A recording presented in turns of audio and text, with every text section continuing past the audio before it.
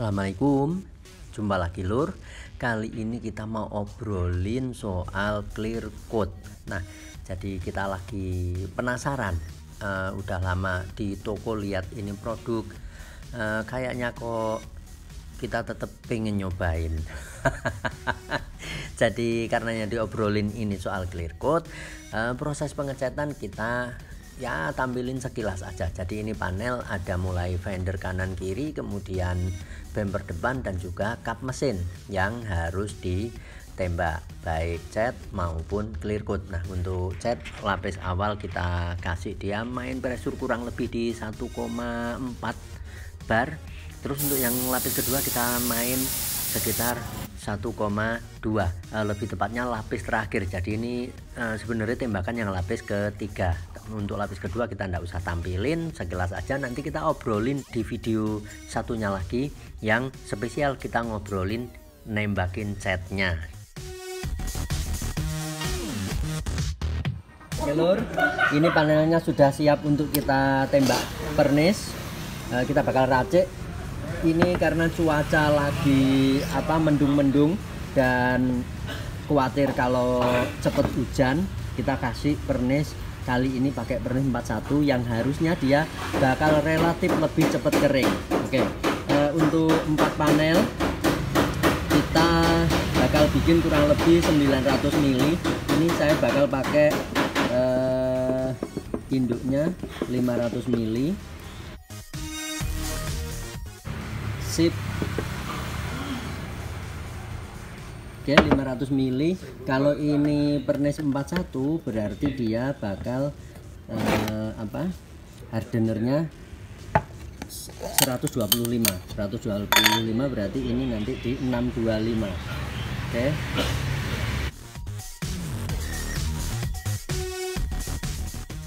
Sip, pas. Oke. Kalau ikut TDS ini pernis dia minta tinernya 4. Oke, 414, tapi saya tidak suka kalau tinernya terlalu banyak. Untuk tiner saya bakal kasih dia di 413 mungkin. Jadi kalau ini dari 625, misal tinernya 2, itu berarti 125 kali 2 250.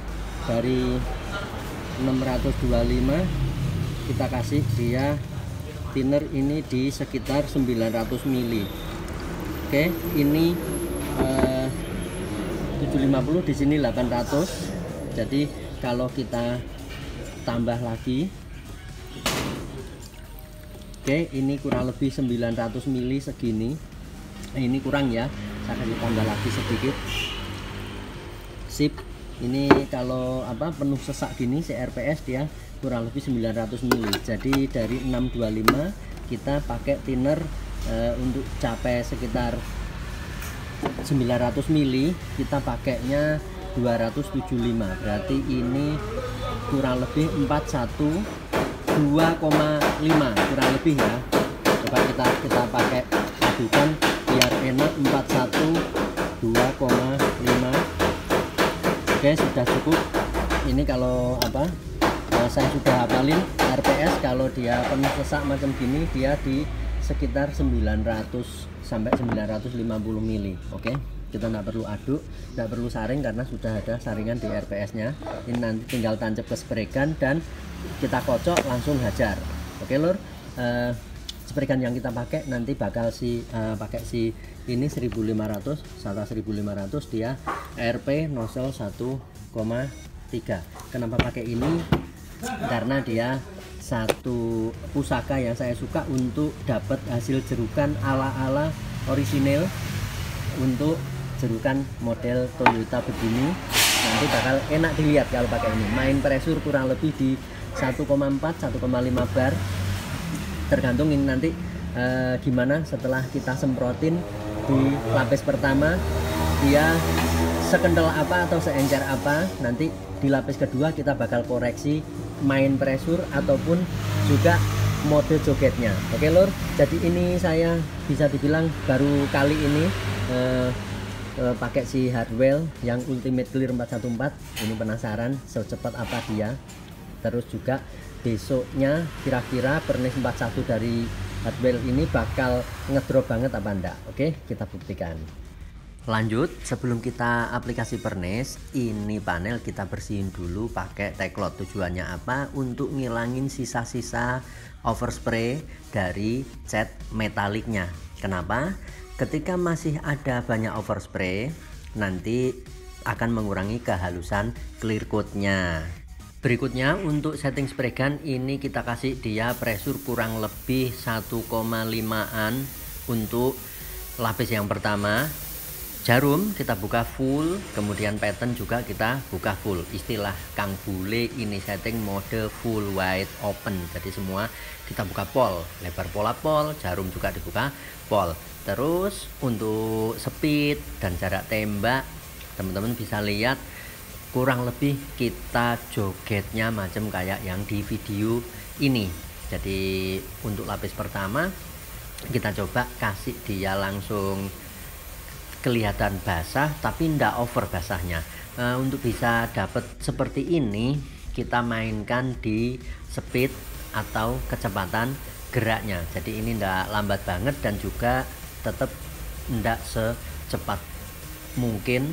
Jadi ya cukup lah, kurang lebih seperti yang tampil di video kali ini. Untuk jarak tembak ini sepertinya kurang lebih di 15-an cm sampai 15 sampai 17-an mungkin ya. Jadi kalau 20 cm enggak sampai. Kenapa kita enggak pakai jarak tembak sampai 20 cm? Yang sebenarnya jarak tembak 20 cm ini standar, istilahnya gitu, anjuran standar. Jadi kalau ikut anjuran dokter kalau ikut TDS, jarak tembak ideal untuk kita waktu ngecat, waktu aplikasi pernis itu tetap di sekitar 20 cm. Nah, kenapa ini dibikin lebih pendek, lebih dekat dari 20 cm? Karena clear coat-nya kita bikin dia lebih kental. Kalau TDS-nya 414, jadi thinnernya 4 dari jumlah hardener, ini tadi kita bikin dia ya kurang lebih sekitar thinnernya itu 2,5 sampai maksimal 3 ya. Jadi clear coat-nya lebih kental. Nah, untuk nembakin cairan yang lebih kental dengan pressure yang tidak setinggi mungkin. Jadi kalau ikut TDS sih sebenarnya pressure standar itu ada di 2 bar. Tapi kenapa kita kasih pressure yang lebih rendah dari 2 bar? Karena kita pengen overspray-nya tidak terlalu banyak. Jadi pemakaian bahan baku bisa lebih irit. Karenanya ketika pressure kita bikin sedikit lebih turun dari TDS, dari anjuran dokter, kita mesti istilahnya akalin jarak tembaknya, kasih sedikit lebih dekat dari 20 cm yang menjadi standar aplikasi. Tujuannya apa? Untuk bikin hantaman partikel, hantaman kabut ke panel tetap kuat meski dengan pressure yang tidak terlalu tinggi. Nah, untuk aplikasi kali ini kita enggak kasih jeda dari lapis pertama, langsung kita hajar lapis yang kedua.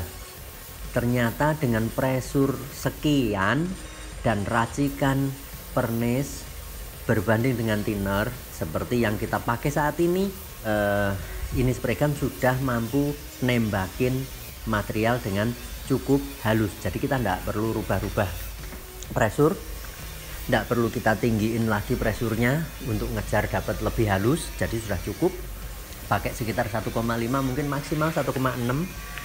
Terus untuk yang lapis kedua ini jarak tembak sedikit kita bikin lebih dekat lagi, terus juga geraknya kita bikin sedikit lebih lambat dari lapis yang pertama.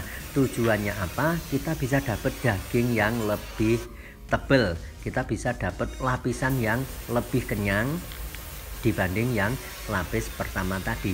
Nah, kenapa ini kita aplikasi tanpa jeda? Karena biasanya pernis 41 itu relatif cukup cepat kering.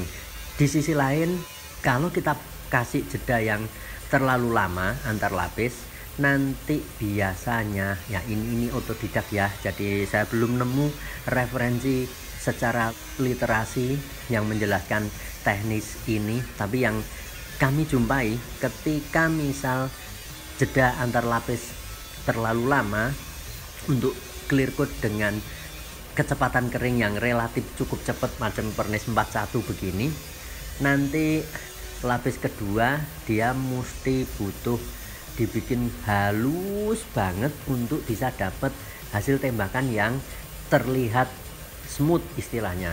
Jadi karenanya lapis pertama ketika belum kering betul terus langsung kita timpa pakai lapis yang kedua, ini versi kami ya, dia akan bikin antara lapis pertama dengan lapis yang kedua bisa lumer berbarengan.